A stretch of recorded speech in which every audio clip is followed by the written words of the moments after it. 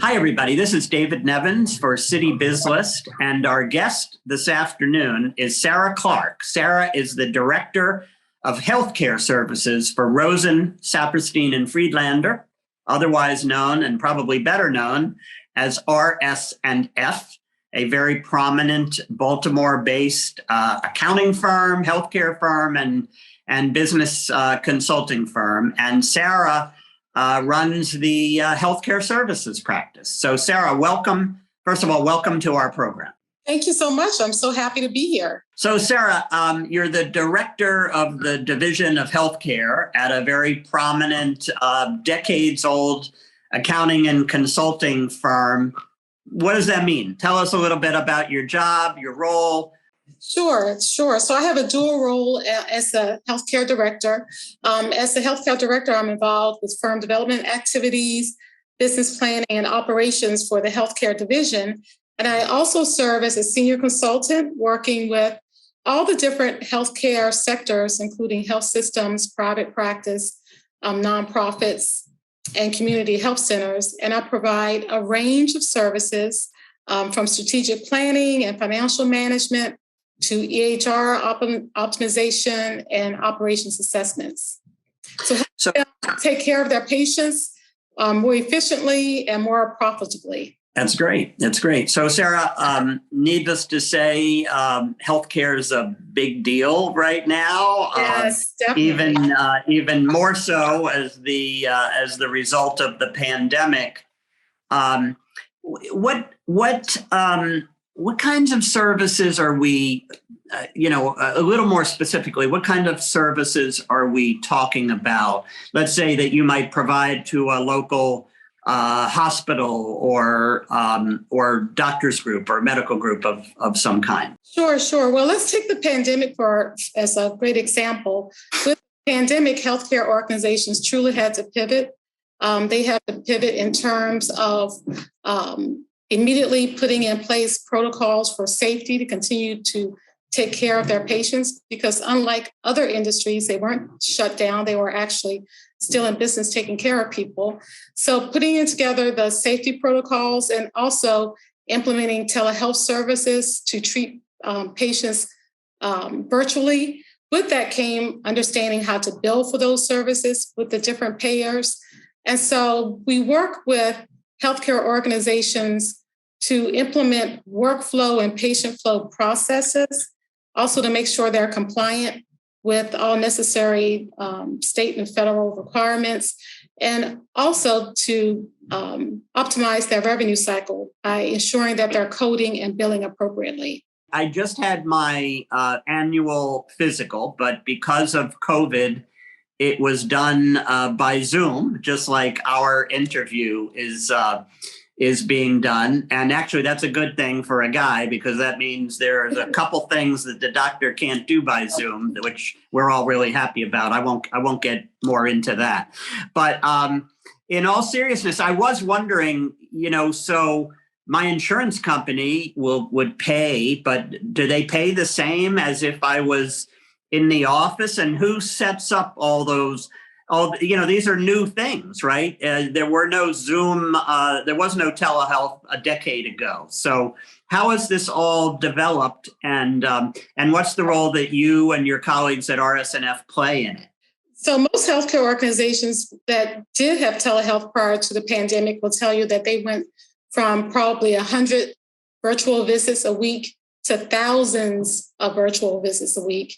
And so what we do is we help them determine the most efficient ways to implement telehealth. As an example, do you want to have a particular exam room that's set aside for telehealth visits, and your physicians rotate a schedule where they're providing telehealth services to patients?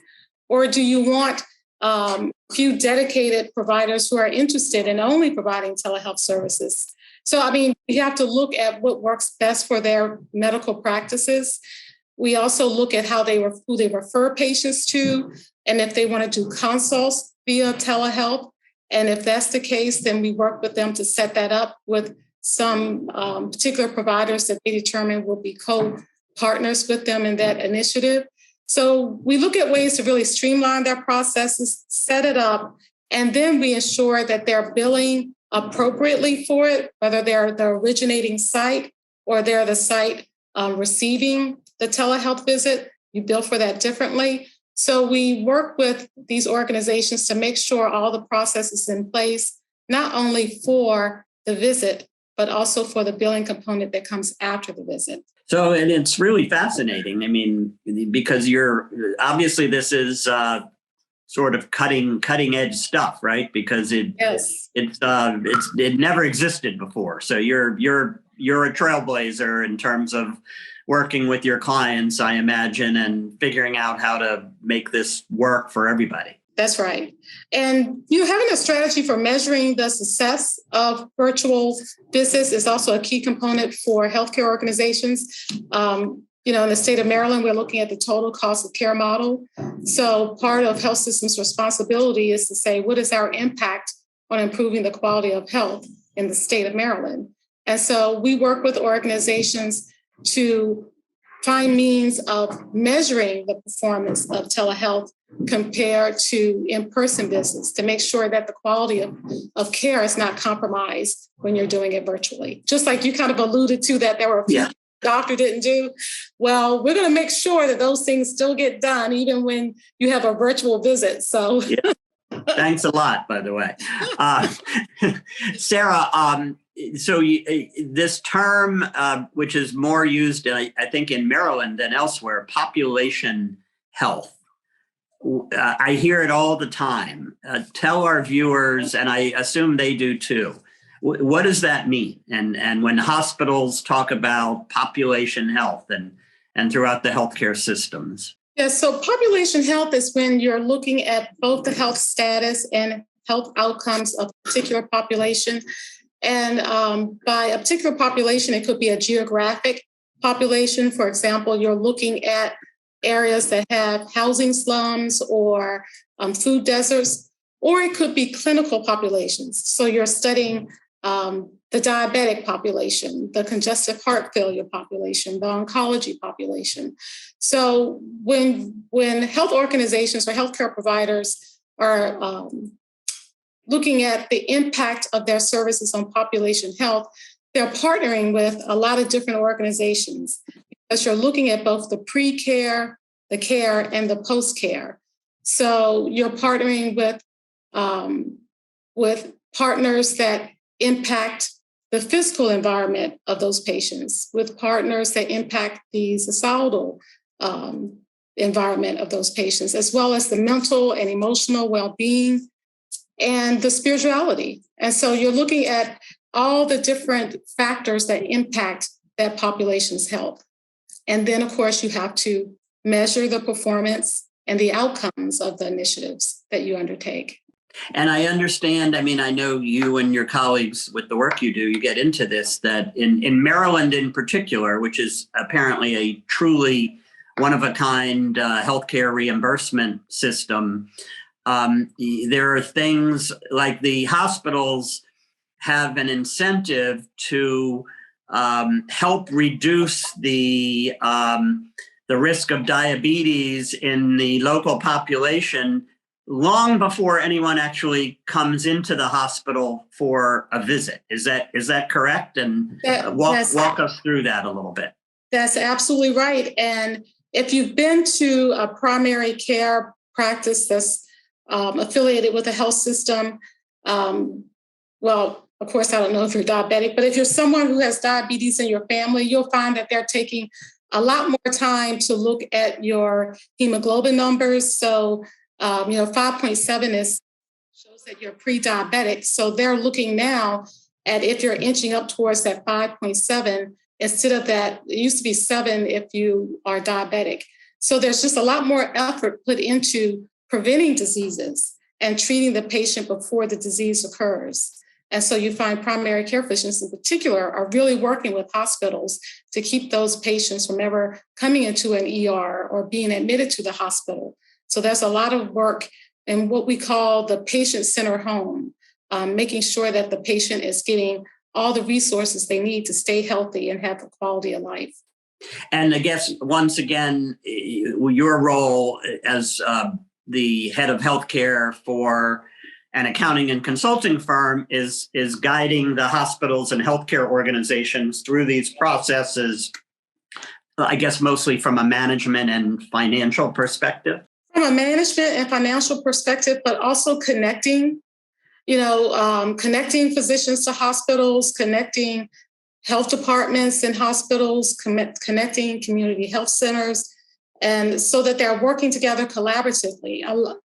All these different sectors of healthcare have the same objective, to make the population healthier.